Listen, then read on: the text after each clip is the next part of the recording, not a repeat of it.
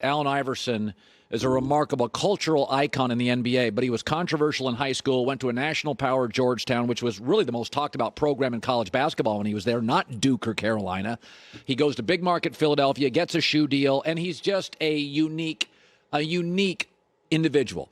Damian Lillard, high school, doesn't talk much, no controversy. Weber State, small market Portland, doesn't get a huge shoe deal. But I watched the two players, and I'm like, do we realize that Dame's got 4 more prime years left? I mean, I know it's sacrilegious to say that Damian could be better than Iverson, perhaps not. But I'm watching last night, and I'm like, I've not seen a lot of 6 feet guys in the NBA literally control an entire floor. Your thoughts?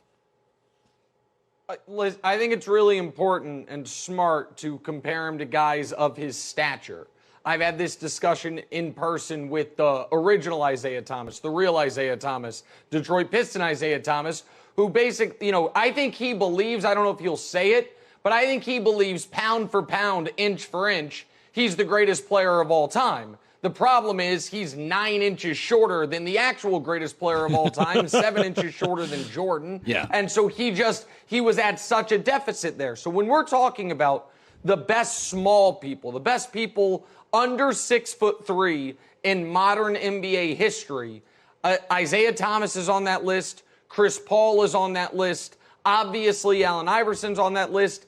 And Damian Lillard is putting himself on that list as well. He does need to do more. One thing that AI has that is really important is that league MVP season. Yeah. Some scoring titles. Dame doesn't have those. But you're right that we are only halfway through the story of Damian Lillard. And Colin, since Dame missed those 2 free throws against the Clippers, every game's been an elimination game. The game against the Sixers, the game last night against the Mavs, and by the way, I know everyone's putting Portland in the playoffs. They've got another de facto elimination game against the Nets before they will play real elimination games if they get there in the play-in.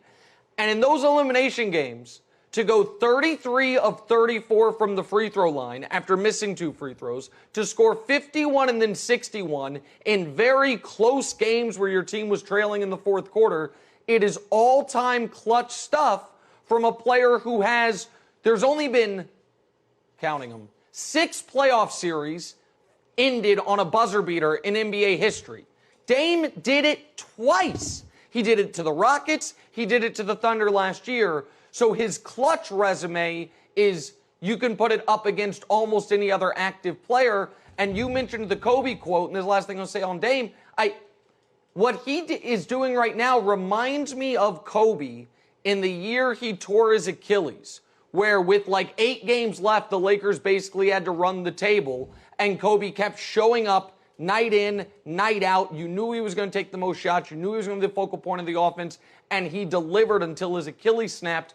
It's been a little Mamba-esque what we've seen from Dame over the last couple games.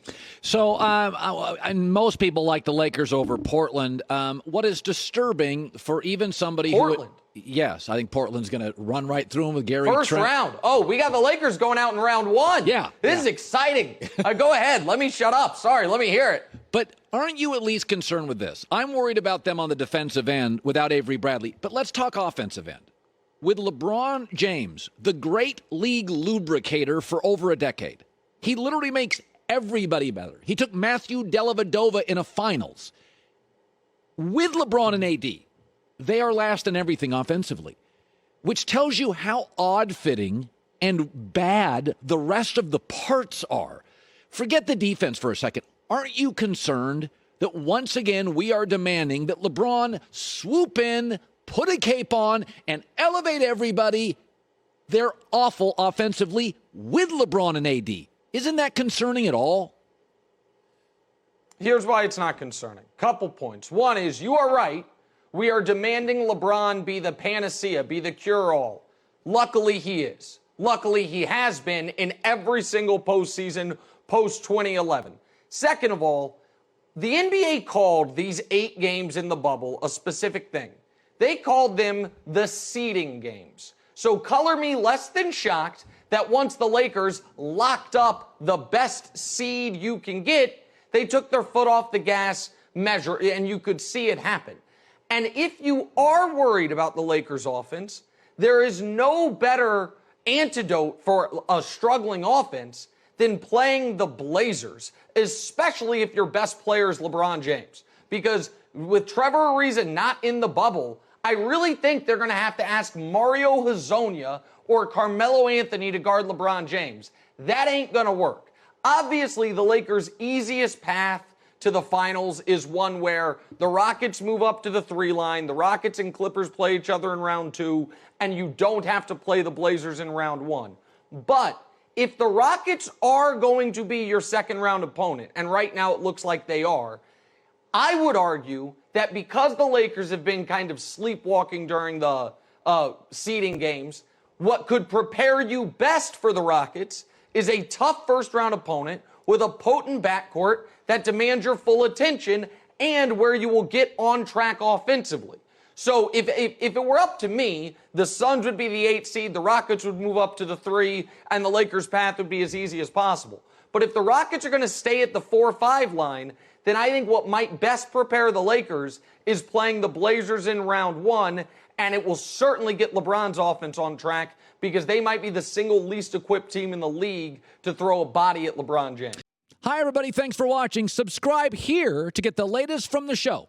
Also, be sure to check out more of the best clips from The Herd or go watch a few segments from other shows on FS1.